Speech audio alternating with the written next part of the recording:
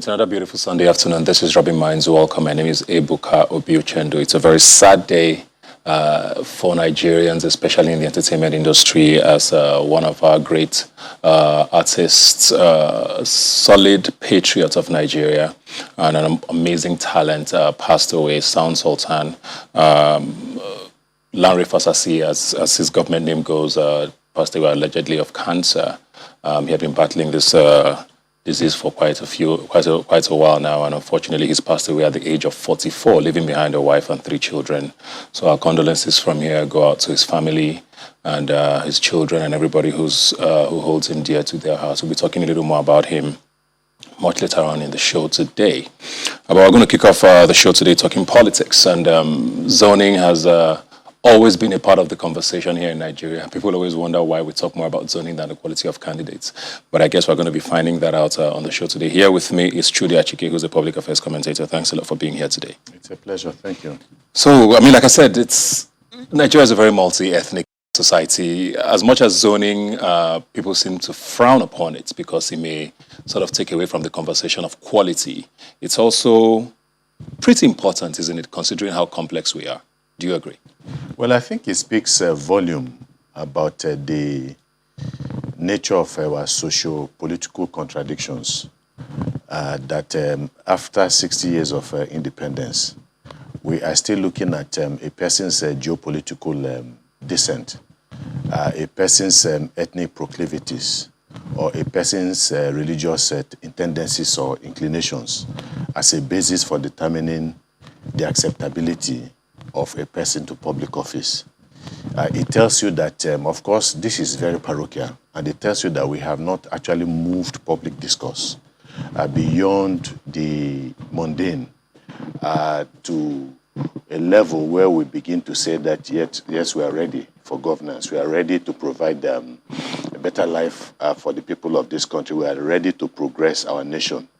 You know, and it just tells you that I think it's an indication of lack of progress of our political history, that we still find ourselves mad in this kind of parochialism. Yeah, it's unfortunate, but then again, it is the reality. It is the reality of our existence as a nation.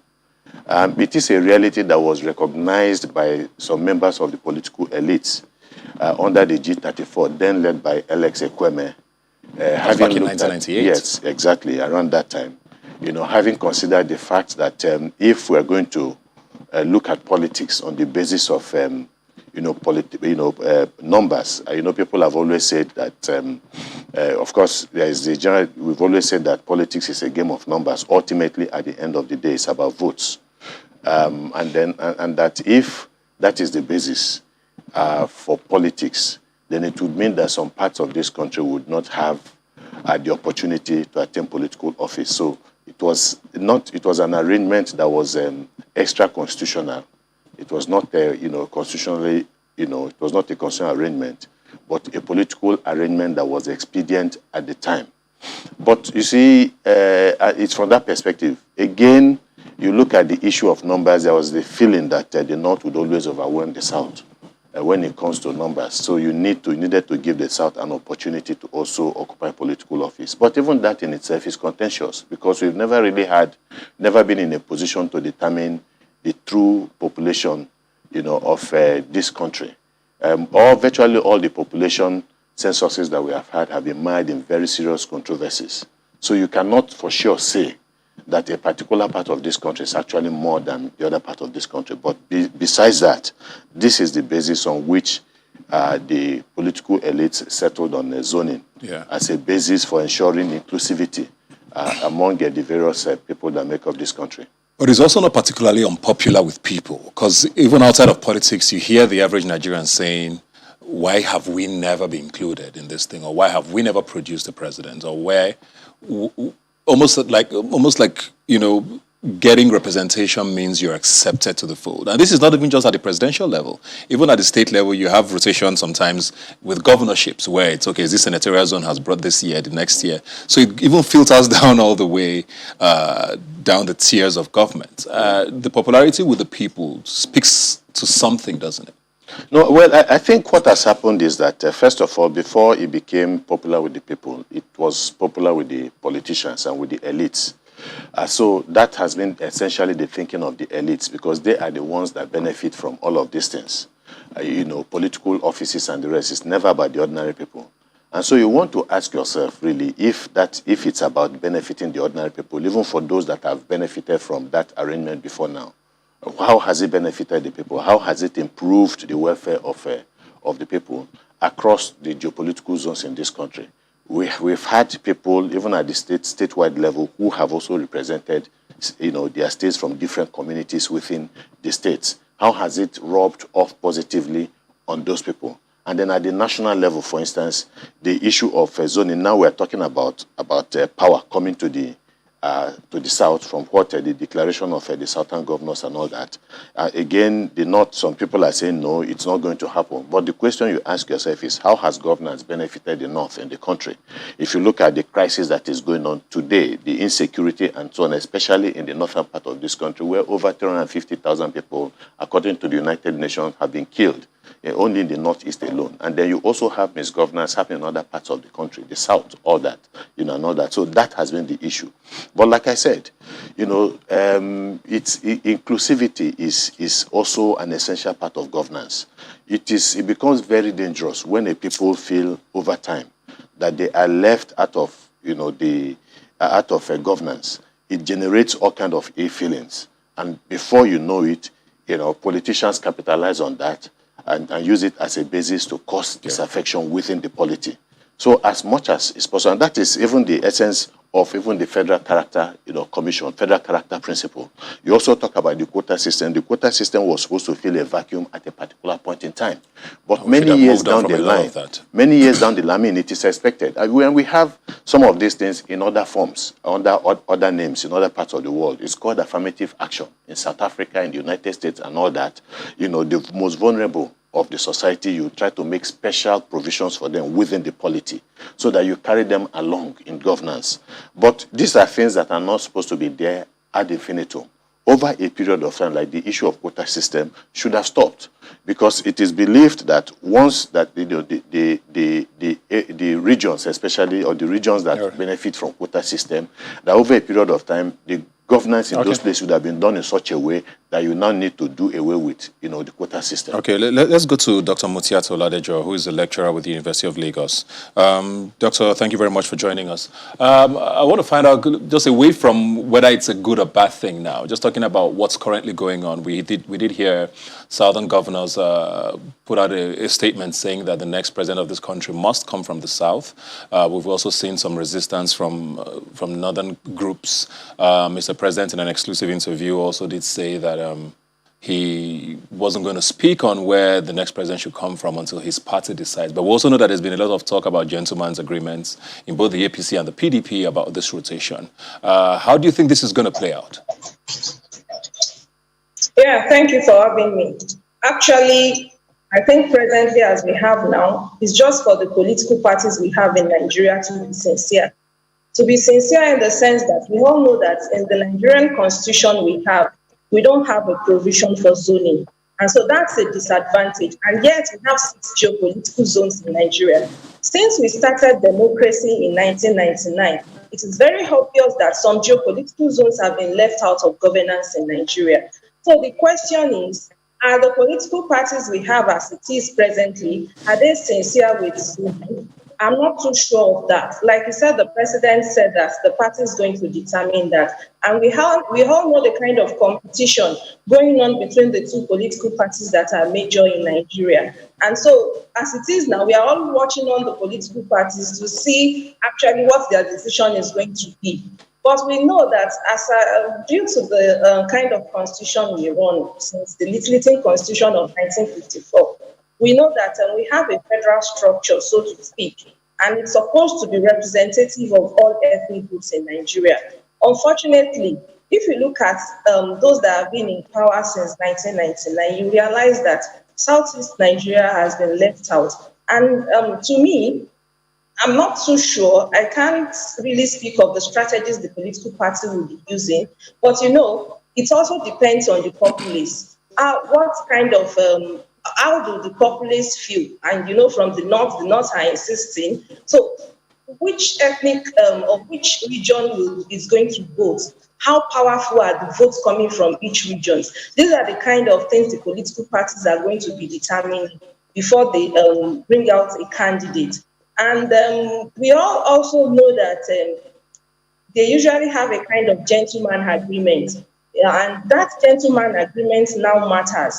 And for me, I feel if they are going to be using this gentleman agreement, and if power is going to be coming to the South, it's ought to be representative enough for us to have the kind of equity and justice we need in Nigeria. The Okay. polity is tensed up already. And as a result of that, even if power is coming to the South, how truly is it going to represent um, the South itself? If Okay, it's so let me, shifting away sorry, from the South. sorry to cut you in there because you just raised the point I want to touch on, which guest here in the studio also mentioned about the fact that does a person coming from a particular geopolitical zone or whatever actually affect, the lives of people there? Why is that so fundamental? Is it just about representation, or is it important even? Because you're supposed to be present for everybody. How does that play out? With regards to affecting the lives of people around there. Yes, that brings us to the question of how popular the candidate is. We all know that a party will not going to invest in a candidate that is not popular because there's a likelihood that they're going to be losing the election. And so if we are going to be looking at the popularity of the candidate itself, what about meritocracy? And this is a problem I think we are going to be contending with, how popular the candidate is, and what about the issue of merit, how qualified is the candidate is. And another problem, it's not even about the candidate in itself. What about the populace? How does the populace feel about this candidate? It's a different thing for the party to feel that meritocracy is going to work. It's a different thing for the candidate to be popular. And so those are the things we have to factor into consideration. I do know that in the civil society, there has been campaign to actually ensure that the citizenry themselves understand the kind of candidate they want to take All right. interest in. Because another thing we contend with in Nigeria presently, does the citizens themselves understand the values they ought to watch out in the candidates? Okay, I'll come back. I'll come back to you, but we also have another guest, Comrade Bello Ibrahim, who's also joining us via Zoom. And I want to ask, we've talked about the Southern governors having this statement put out. And I think very interestingly for a lot of people is the fact that these governors cut across at least 3 political parties. So it wasn't even a partisan decision. The president of this country is a member of the APC. The meeting was held in Lagos, which is an APC state. So this sort of sends a very fundamental statement, doesn't it?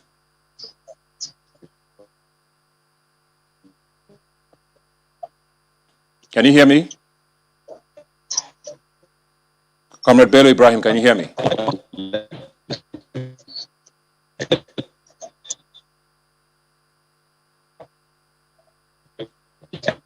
Okay, I can hear you. I think we're having some audio issues. Okay, I'll come back. I'll come back to Comrade Bello Ibrahim when we sort out our technical. But maybe same question to you now.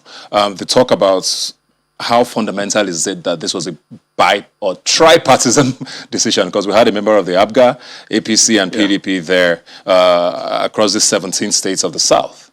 Yeah, I think it is noteworthy to point this out, that it cuts across party lines. It is significant also because you would think that the governors, especially the governors from the ruling party, would want to sit back and have an idea of what their party is going to do, what direction they want to go. The president, in one of his press briefings recently, said it was going to be left for the party to decide. But obviously the governors are not waiting. And why are the governors not waiting? Because the exigencies on ground today are unprecedented. The situation in the country today are unbelievably different from what we all have been used to. Nigeria has a very serious existential situation. The Nigerian state is threatened, internally. And there are so many centrifugal forces at play in the country. And then again, you have a lot of restiveness among the citizens of the southern states, and of course, all of them having to do with the polity, with the politics in the country, the politics of division and the rest. And so you realize that the governors have their work cut out for them, and they are responding to the domestic situations that they have within their states. So they cannot pretend that they are not aware of what is going on, the agitations and the general direction of their peoples. Yeah. And so they are responding to all of this. And that is what has even led to the formation of the Sultan Governors Forum, even in the first place.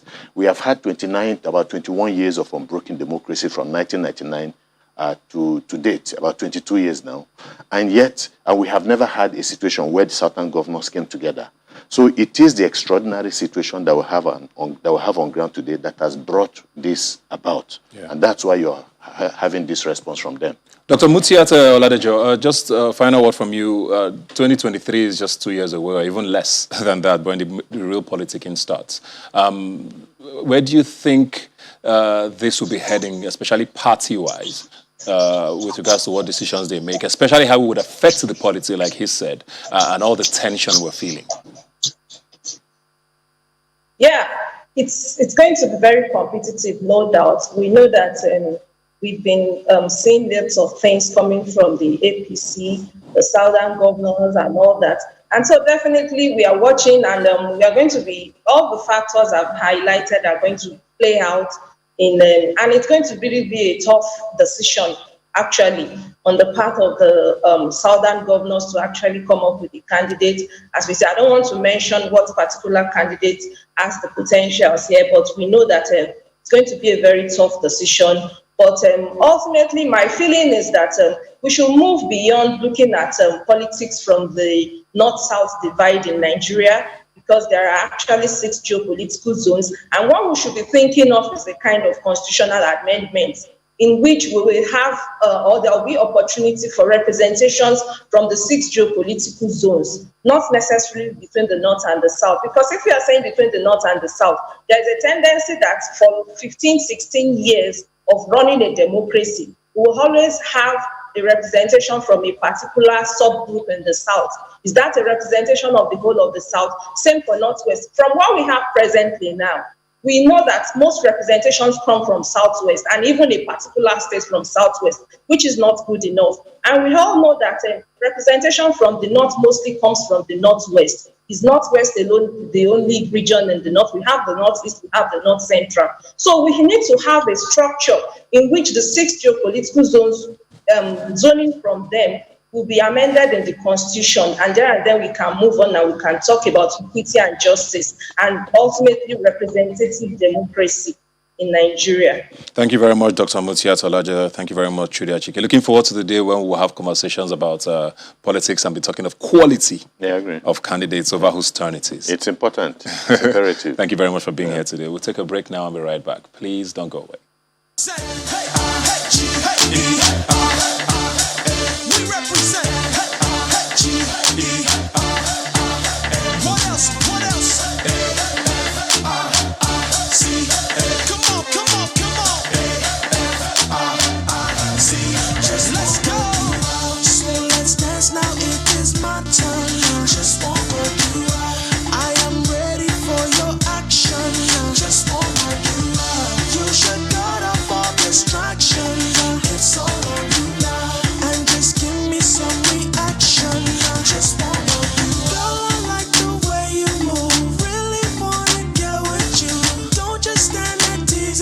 All right, welcome back. We're going to talk entertainment now, and I'm joined here by an actor who, like they say in her play, she's happy to work.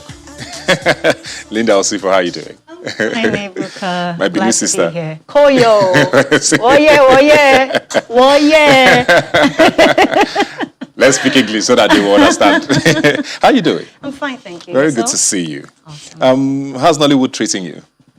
Well, Nollywood is, how is it treating me? Treating me well. A good journey. Yeah. Yeah. When did this journey start for you? Because I know I remember that around the time you moved back. Yes. I think that was when we met. Yes. You went to school in Canada, stayed there for a bit and decided to Not move. that I went to school in Canada. I lived in Canada. You lived in Canada, okay. Yeah. So I wouldn't say it had a starting point, because it's a journey that I felt I had always been on in terms of the entertainment. But when it started in terms of a career, was in 2013 when I decided I was going to come back to Lagos. Was that always the plan, to be an actor? Or when did the switch happen?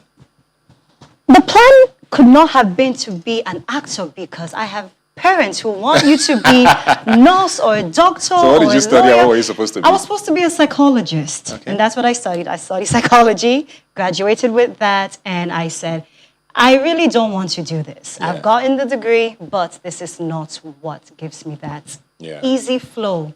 So you just started figuring it out and then acting happened? I figured it out a very long time ago. I just had to make my decision, and that was after school. And at that age, I was out of my parents' house, and that's the real world. How did they take it? Okay, let me be honest. My initial plan was supposed to be 2 months. I told my parents I was coming here just 2 months, and that was my ticket duration because I was supposed to come back for my graduation ceremony. And came down to Nigeria, saw Lagos, and I it was knew, so sweet. Sweet. I suffered. I knew it was going to be a journey that 2 months was not going to be enough. So, how do they feel now? they're praying for me every day. My parents are proud. My parents, it now makes sense to them. They can now understand why I wanted that decision. And a couple of years after the line, like we are now, they get to say, okay, it was a great one. So coming back from, or like they say, I just got back, which was what you were at the time. Was it a blessing or a curse? Because Nollywood might be hard to figure out for you, but there's also a belief that, okay, because you are this shining who suddenly appeared from abroad, was it an easy entry for you, or did it make it harder? I had my pros and I had my cons. There were sides where coming from that side was a blessing, which was my exposure and just the intellectual capacity that I had. But in terms of the industry, it wasn't such a blessing because every day, I don't understand, tone your accent. I had, break it down. So I had to adjust to the society that I'm coming back to, and that was a tough one. What was the biggest surprise for you? And I ask this because there's a lot of misconceptions, or maybe there are facts about the industry. Things about skin color, for example, where they say, oh, you have to, if you're dark skinned, you might not get certain roles, or you might not be as favored. Yes. We hear these things a lot. Nobody knows if it's true or not. Did you get to witness or experience that? I did go through my share. I went to auditions. I went to a lot of auditions, and based on the description, it was always someone who was supposed to be a fair complexion. Yeah. But I still went in Yeah. and did my part. What did you think of that? And is that still a thing? Now, I wouldn't know if it's a thing because I had to take that off my mind.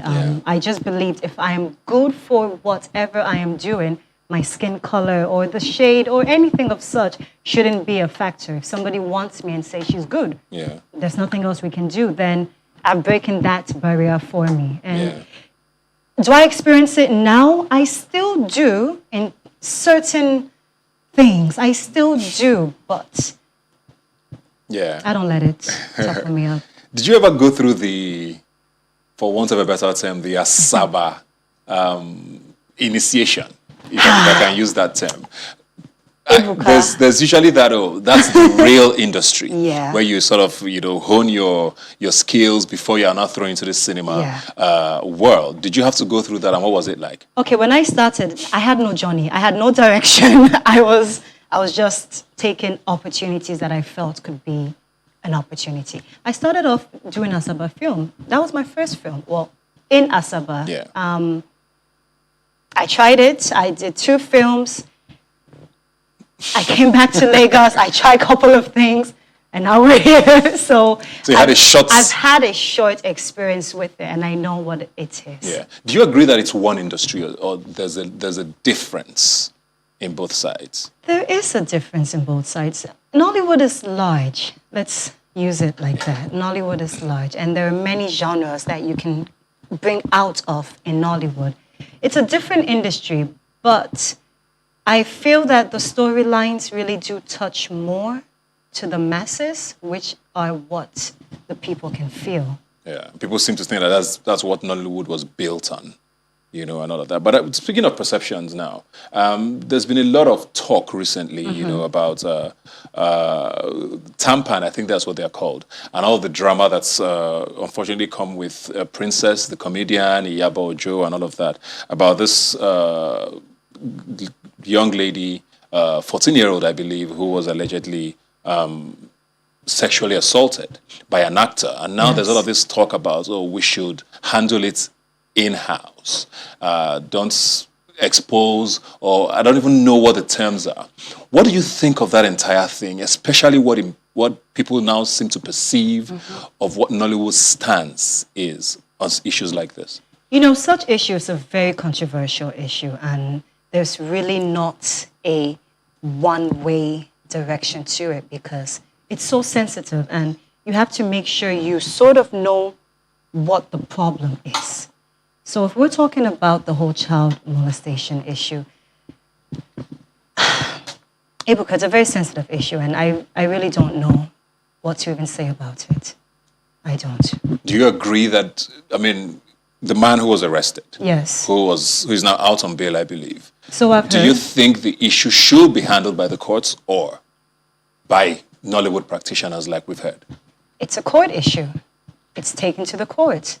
And I believe there's laws that demands how things are done. Yeah. And the law should take its course. Now, sexual molestation has also been, I feel like I'm just, digging into, but it's also been a talk that's happened a lot with Nollywood, where we've seen a lot of interviews by ladies in the industry saying, I was a director or a producer or a filmmaker, tried certain things with me and all of that, and these are things that people don't necessarily speak up about. Even when they do, they never name names. We see the whole Me Too movement happening now internationally. How do you see Nollywood now from when you started with issues like that? Well, let's start off with sexual molestation. It's a problem in every industry. However, speaking on Nollywood, it's a problem that I feel we need to know what, we need to understand what's happening. Who are the people that's causing this? Is it from the director sections? Or is it from the producer? Could it be also an actor? The truth is, it can be anyone. And there just isn't a right solution to help anybody, especially when the victims are females. And, when ladies come out and say these things happen to them, you get response like, what's the proof? Or worse, you get response of shame. And that's usually I think that's our problem in society. Have you ever experienced that? I have. And I say this, and I say it to even upcoming actors especially, you need to know what you want. Now, when you're very eager to get to a certain stage, you can likely be victims of such because they see that's a person they can prey on. But when you don't have that issue and you get someone who forcefully take advantage of you, you need to report that to the right firm. Yeah. Oh, that's quite heavy. But it's a personal issue, so I'm not going to go too much into that. But let's talk about you now and the industry and what's we are seeing now. There's a term I see a lot on social media called Instagram actors. You guys have a huge following. You guys are very glossy on social media. And there's a belief that, it's almost like you're trading that for the real art form of acting. So the more followers you have, the more likely you are to be cast in a movie because the director is not going to use you or the producer to sort of market their films and all of that. Do you think how important is social media now for an actor? And your success, and do you think that takes away from how good you are with the art form? Okay, first question: how is social media important? Social media is important generally because it's visual that we live in the digital world, and to be able to interact with people outside, it's through that form of social media. And is it very important in terms of success? No. The talent is still what will sustain anyone. However, in terms of the marketing, it does calculate with the numbers because the more you're able to reach out to individuals who are in other diverse nations, the better it is for you as that business. So do you intentionally use that as well? I wouldn't intentionally use that, and I wouldn't say that's intentionally done. It's a fan base, right? So the more you do work, the more your works are concrete, the more people follow you. So it's going to naturally build. Yeah. If you have numbers and you don't have that, what's the right word for it? That concrete talent, which is what will solidify you for the years to come, the numbers will be there, but the jobs will not come. So do you think it's a fair or unfair judgment? The talent speaks for itself at the end of the day. That's how I see it. Yeah. It's not something I would say it's a fair or unfair judgment. Marketing is very important, and marketing happens with numbers. The more people you have, the more you can market to them. Yeah. But the talent still speaks for itself at the end of the day. What's the hardest I don't want to say criticism now, but, there's perceptions, which we've talked about a lot, of what actors are. What do you think has been the hardest for you to deal with? Yes. Is it being a woman in the industry? Is it being... in fact, let me focus on that woman one now, because a very funny thing as well that people talk about is, why does it seem like the women seem to do better than the men? Yes. Why do men and women start at the same time? Suddenly the woman owns a house, owns cars, and the guys are still at a certain level, but they get paid the same. Sometimes the guys even get paid more.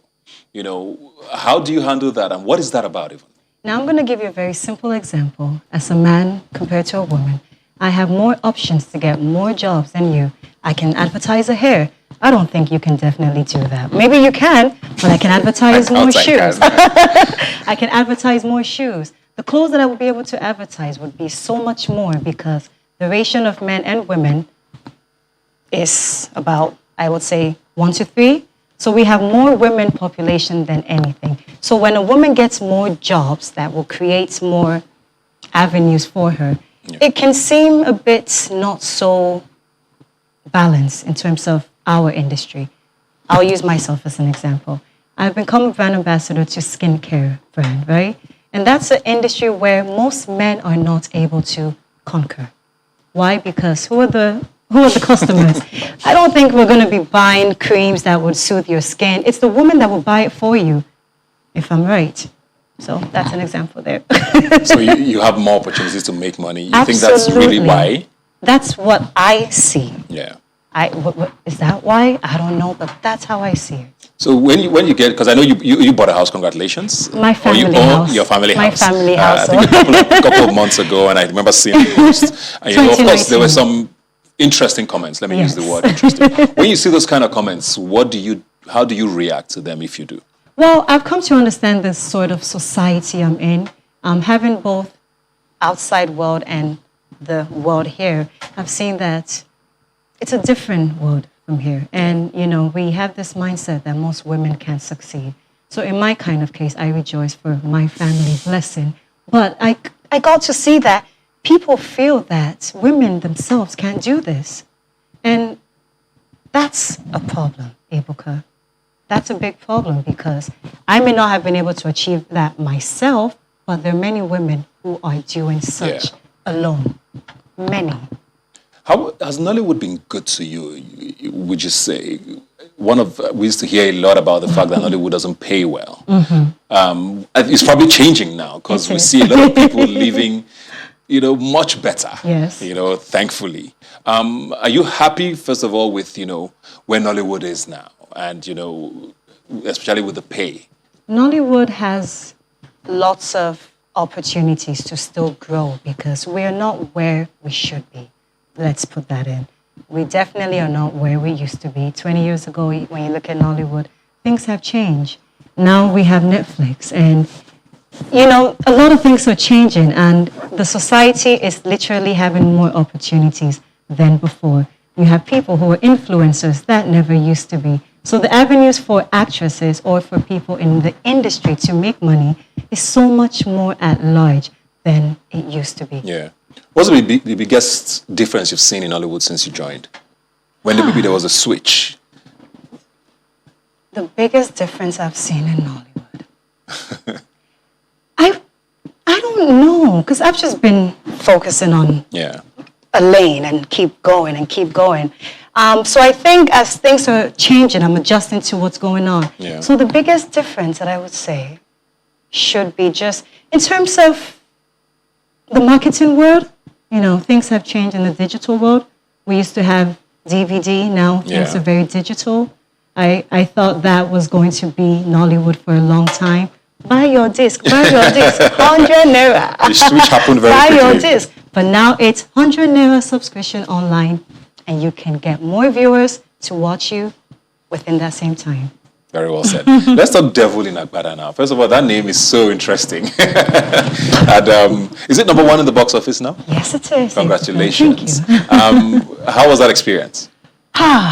Okay. Devil in Agbada. That's how you got to put it. It was a very different role because I got some action, fighting things going on.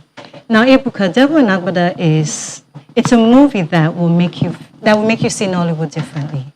I say that in the sense of the production, the acting, the tricks that was done. A whole lot of things were very, very different. And, when we now have movies that reach up to number 1 in box office, you can definitely understand that the marketing strategy in that aspect is very, very different. And it's very important. Very, very different. So we started marketing before the movie came out. Everyone knew what they wanted Devil in Agbada to become. So from the beginning, while we were filming, till now that it's out, it was all marketing. Yeah. Has that been your most challenging role? Till date, yes, it is. It really is. We fought. We shot very late nights. And it's a role that I had to sort of have multiple characters. A character who broke down, a character who fought, who literally had to fight, and a character who had to be a sexual image just to get what she wanted, which was revenge. See how she said it, revenge. Congratulations, man. That's very good. Thank you. Is there anyone you've not worked with that you'd like to work with? RMD. I worked with Mr. Richard. I haven't. Why so? Or why him? Why wouldn't he? well, that's the question, right? Yeah. I've worked with a lot of great actors, but in terms of a veteran like that, I haven't. Yeah. I would like to.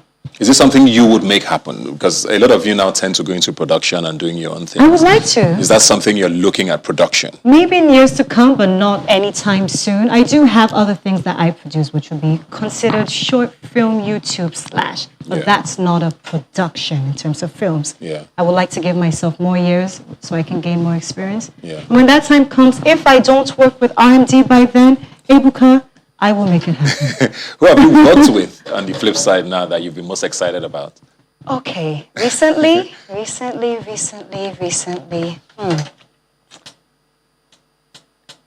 I've worked with AY, I've worked with... Recently... Everybody? I've worked with a lot, yeah. No one yet, except RMD still on the RMD, list. please, pick our call. So let's make this happen. Congratulations once again on Devil in Agbada. But final note now, what should we be looking forward to? I mean, the end of the year is usually when Nollywood suddenly becomes, and December is petty. Yes. Anything else you're looking out for? Absolutely. I may not be able to say it in details. However, look out for December. Watch out. December is still Give a us a long way. hint, just a bit of a hint. Let's just say some great things that will be internationally out there. Yeah. And the first ever to happen. So watch out. I don't like this, your quotes. They're not giving me enough juice. First ever what? The first ever something. Is it a movie? Is it a series? Yes. I may not be able to say all that yet, but it's a production. Okay. That's coming out. Actually, besides acting, is there anything else you do? Yes. Outside of acting? Well, we have a real estate company, but that's internationally in Canada. Okay. But in terms of Nigeria, I'm full-time with my acting business. 24/7. And I model. And I look beautiful. And you make money. And I make money. By the grace of God. Is any acting going to be happening in Canada? Well, have I had one in Canada recently? I'm supposed to this year. We're working on that by November period. So we're looking towards that. Awesome stuff, man. Thank you very much, Thank man. And you, all the best. Ebuka. Congratulations Thank once you. again on the Thank movie you. out. Thank Go see you. Devil in Agbada. Devil in It's in Agbada. cinemas everywhere, I believe. Yes. Thank you very much for being here Thank today. you. We'll take another break. Please don't go away. We'll be right back. We represent What else? What else? Come on, come on, come on. Just let's go. So let's dance now. It is my turn. Just want you. I am ready for your action. Just want you. You should cut off all distraction. It's all on you now. And just give me some reaction. Just want you. Girl, I like the way you move. Really wanna get with you. Don't just stand there teasing me. Now it's time to show and prove. All right. One of my earliest memories of seeing artist Sultan perform was sometime, I think, in 2003, 2004, when I actually ended up missing a test in school because I wanted to watch him perform at the French Cultural Center. Then his smash hit Mathematics was ruling the airwaves. We ended up becoming very good friends, neighbors to an extent here in Lagos, attended family events with each other, worked out at the same gym for about 2-3 years. So he's a very dear friend of mine, and it's very, very disheartening to hear what has happened to him. It's pretty heartbreaking. And once again, our condolences to his family, his friends, his loved ones, who are definitely going through a hard time at this moment. I dare you to go anywhere and find out anything negative about Sultan. We will say nice things when people pass away, but this time, everything being said about him is beyond the truth. An absolutely amazing human being, nice guy, warm soul, and we just wish his soul continues to rest in peace. He's been a guest here on Rubbin Minds multiple times, and he's sat right here with me, talked about all sorts of issues, and we just want to use this moment to pay a quick tribute to Larry Fasasi, a.k.a. Sultan. Sultan. Oh my gosh. Legendary. How many years this year? Which one? The football age or the one? I didn't say your age in entertainment. I know the football age of my entertainment. But I have a football age, honestly. Is from the first release that people knew me. When I blew. People, they calculate from when you blow. So it's 18 years. Before that, what was your other age? 24. So what were you doing then, before the blowing? Hustle. Hustle. Hustle. Hustle is the one I was doing. So you were just grinding? Yeah, I was grinding, on the ground, doing my thing, following Babadi about, as a backup singer, and, just learning the ropes and just trying to, gaining confidence. Because me, I was more of an introvert than I was just looking at, this music thing. And that time, music never really show himself saying, go blow us. Yeah. So we're just like, okay, let's you were just doing it anyway. Let's see where this takes us, And, back then I was more of a rapper. I used to rap, so that hip-hop thing. Then I started converting myself into a singer, So all that was the time I used to bud my, not my muscle. Speaking of... I spend my money every day on top woman. I no care if she walk away to another man. I am ready to be your mugu, your persona maga for life. TY mix, Sultan, Ninja Ninja. It is a natural something. When I see you do this strong thing, go shorty, it's a vibe. Go shorty, it's a vibe. Go shorty, it's a vibe.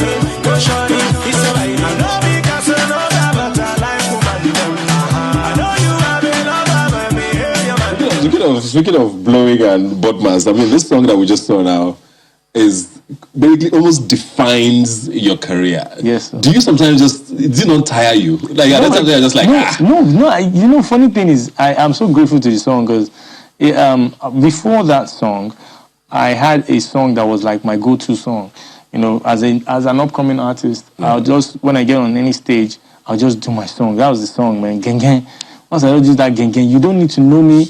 You didn't need to even know anybody called Sultan before you meet that guy on the stage, but you get wild somehow, somewhere, because when you listen to the lyrics, it's so self-explanatory. Yeah. So at that point in time, it was gang gang. But when I wanted to release a song, the one where they no go ban immediately, So, and now I was on a tour on the road. I just wrote that song, and that was it for me. Yeah. You know, so that song, I felt like it didn't make me hustle in front of people for too long. It was my first single, you know, and it did very well. It's still a classic. I got an award for it last year. Like, you can place yourself in a certain position to acquire that blessing. Yeah. But, you know, it's not something that you think you're the one that did it. But you have to always know that less is more. And for you to, you know, gain relevance, it has to be over a period of time. You know, it's subconscious in the minds of the people that you're trying to service. You don't force it on them. I really appreciate people that are down to earth. And I feel like that kind of opens doors for you. When you see people grinding at the top of the game for a long time, if you look at them, you see that, you know, they have a pinch of humility somewhere. You know, look at the likes of people that top their games. You know, if you look at the Kelechi Amadi Obi, you know, look at Alibaba, top, Jimmy Jad, you know, all these guys are grounded. You don't find any ounce of. Do you find that that's different these days with the younger artists? Do you find that there's a lot of. Do you know? There's a need to be. Exactly. You see that. You see that's where you agree with the need. You see, underlying need is like it's part of the recipe. If you don't put that in there somewhere, you know, somebody might just come and step on you, or I don't know why it is like that. They're not coexisting as, you know, as they should. You know, many of them in front of the camera, yes, they do, but the green rooms are very cool nowadays. Green rooms are very cool. What sort of things have you seen in the green room? You know, that is like, it's just left for someone like Lily to just start putting cordon barricades, cordon off one area for another. How is that though? I mean, the industry is not even that big, is it? It's not that big, and everybody can eat, you know. But the thing is, you know, this ego thing, everybody's just trying to protect their ego. They feel like, okay, don't step on me. I don't want your bouncer to be my bouncer's bouncer. I don't want some bouncer to get bouncer. Some people bouncer get bouncer. We did this. So sometimes, you know, somebody might just step on somebody's toe, you know, without the main people even seeing each other. You know, so it's always getting messy. Maybe that's kind of thing that, you know, you find when there's development anyway. Everything is getting better. Is that good?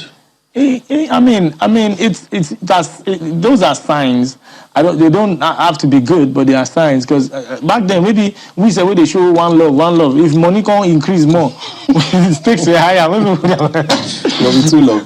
Because that time, if one person was having a show, Blacksman boys will call this one up and say, okay, this guy's having a show. Convoy. Everybody just blew convoy. Go for a show with an OP. Do backstage, just chill with everybody, you know. So back then, the love was real and it was more, you know, closely knit. But now, like, everybody's checking out who's the next guy to, you know, cut their check. Or, are you worried about the industry? Are you excited about it? I'm excited more than worried. You know, I'm excited because we have to be optimistic, you know, moving forward. I feel like this wasn't, I never knew it was going to be at that level, at this level, this fast, you know, because we're talking like it's a decade and a half, you know, pretty much. And trust me, it's like Nigeria is the new, you know, I was thinking it was the new Jamaica, but it's now turning to the new America. The way it's going, you know, we're going about this music thing, it's going, spreading like wildfire. And I just feel like we just need to, what else? We need to just arrange our home first. Yeah. Because when they start seeing that, they will want to come here and see, they will not see our... So imagine, you understand? And then, can we really, like I wrote something that said, can we walk the talk? Yeah. You know, at the end of the day, you know, there has to be some value that comes with, say, the big box. When we start knocking on the big box, people want to see the value that you're bringing. It's not just the song that, okay, you sang that song on the CD. How can you perform it live, or what instruments do you play? Well, how well can you hold a tour? You know, so all those things have to be arranged and. When you talk money, you are shrewd, boy. Handle your bills like you should, boy. Just slicky, why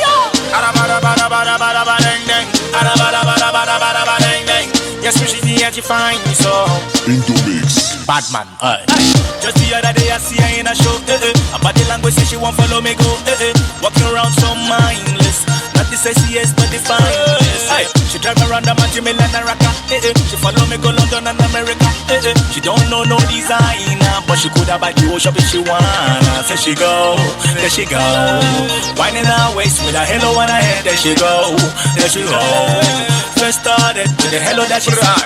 She never left her house through the front door, cause she do mama papa no go let her go, cause she pretty and she fine. So and I Indiana Jones when she whine. So goody girl, you be goody girl, oh. Why you wanna get a bad man like me? Why you waiting for a bad man like me? Goody girl, you be goody girl, oh. Why you wanna get a bad man like me? Why you waiting for a bad man like me? Amazing. Very well done. Well, hard for me to say and speak of him in the past tense, but continue to rest in peace, Sound Sultan. You will be sorely, sorely missed. I'll see you next Sunday. Say, hey.